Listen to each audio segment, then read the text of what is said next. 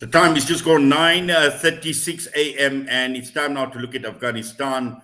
And we're joined by the Deputy Director and Lead Strategist of Afghanistan International Strategic Studies Center, Fahad Hussuain. We're talking about the victory of the Emirate, but also the failure of a republic. And just to find out more, we are now joined by Fahad Hussuain.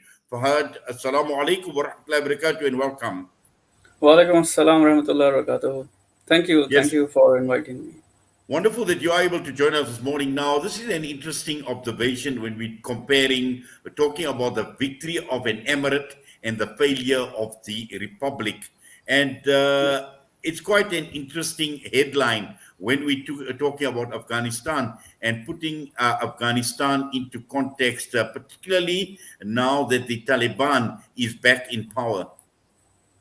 Yeah, actually, if you look into this article written by our chairman, Dr. Hatif Mukhtar, this basically is, you can see, written to the back zero, like the from where the US and their allies has started the war on terror, destroying the Emirate of Afghanistan, and then later on founding the Islamic Republic of Afghanistan. And just after withdrew, they withdrew and they evacuated from the war on terror from Afghanistan, the Emirate back in place. So it's just like, it's not the failure of a republic. In fact, the article showcased and emphasized the basic ground reality that people are the biggest failure in this. It's not about how the victory has won by the Emirate, but in fact, the people has lost on both the sides. Whether before, when the Emirate was existed, and then the Republic, which was created, and then after the loss of Republic, and then leads to the victory of Emirate again. So it's Yes. like a Now, back to also, zero. what is also important to understand is to take into account the changes in Afghani government, and this has been taking place for a long time, and we can go back to the last 50 or 60 years. Now, all of this has ultimately impacted on the social and the political structure of Afghanistan and all the other dynamics that are playing out in the country from a political perspective.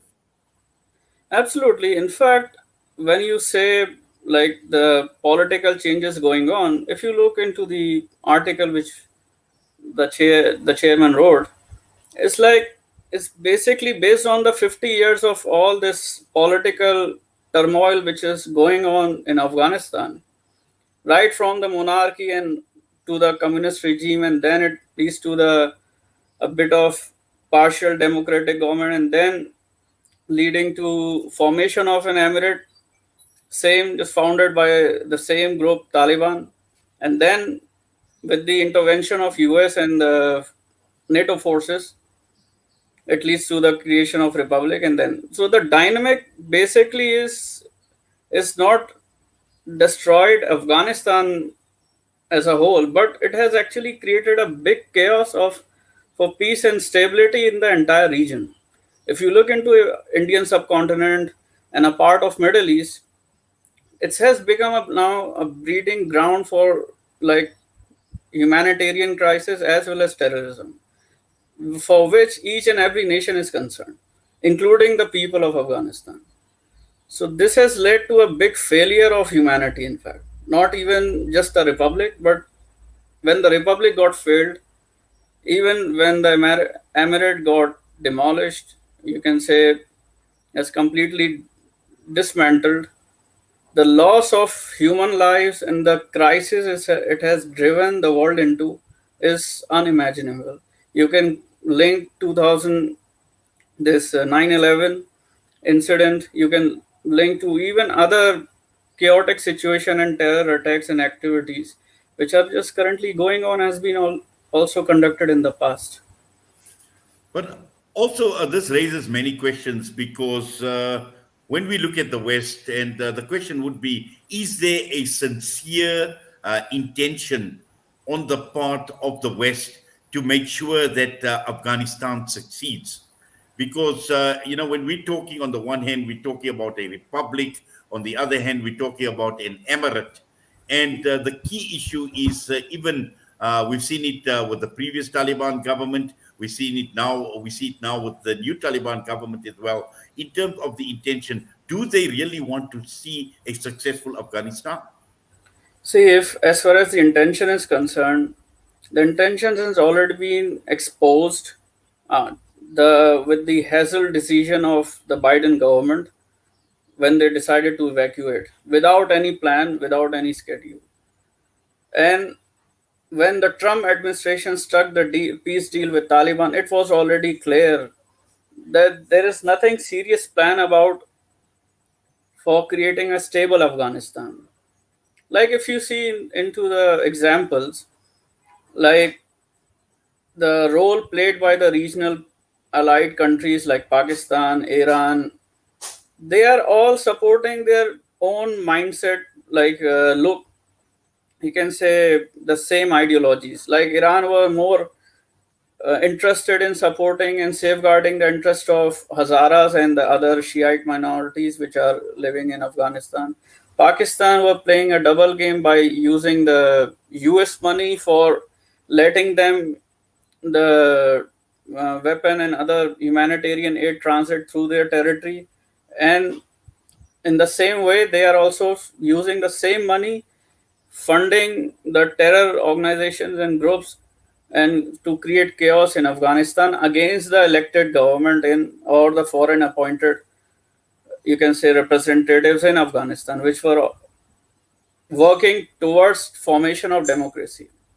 One thing has to be noted: whether you create an emirate or a republic, the basic thing is you cannot, herd the sheep with one stick in all the regions, the same stick. West has never learned from their mistake. They have always tried to impose their basic agenda of democracy, what they have the definition for human rights, to impose on various other countries. You can take an example of their intervention in Libya, a complete stable country, and now it's completely ruined. It's now a hub for a very big human trafficking hub, which has now been affecting Europe and across the world, has been also a big dilemma out of it. Same you can see their interventions in South America, and same what is happening is Afghanistan is also a very big policy failure of the West and also the region allies also, including Russia, China, and you name any country who has been involved, including Saudi Arabia. There has been a policy failure. Why? Because of the arrogance not to understand the local value and the culture through which the Afghan people really like to live in and want to proceed further. They never want to understand the local process, the local demographics and their dynamics. This is what, when you want to impose a foreign policy, foreign impositions, it will lead to interventions, misinterpretations, misrepresentations. It can never lead to stability. It will always lead to chaos. So Yes, there are lots of examples.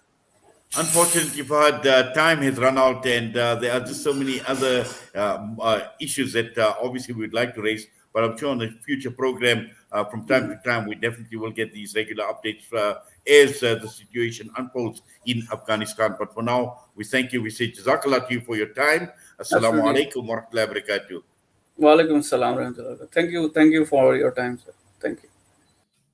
Fahad Hussuain, Deputy Director and Lead Strategist of Afghanistan International Strategic Study Center, weighing in on the whole question surrounding Afghanistan. And on the one hand, we're talking about a Western-orientated values, talking about a republic, but at the end of the day, an emirate of Afghanistan is what, as far as the Taliban is concerned. But there are still many dynamics that are playing out as far as Afghanistan is concerned. And from time to time, inshallah, we definitely will bring you regular updates here on News and Views. The time is just gone 9:46 a.m. We're going for a break, and we are now talking about Islamic bonds. We see the announcement yesterday come through from the Minister of Finance, and we'll be joined by Abdullah Hamid from Al Baraka Bank this morning.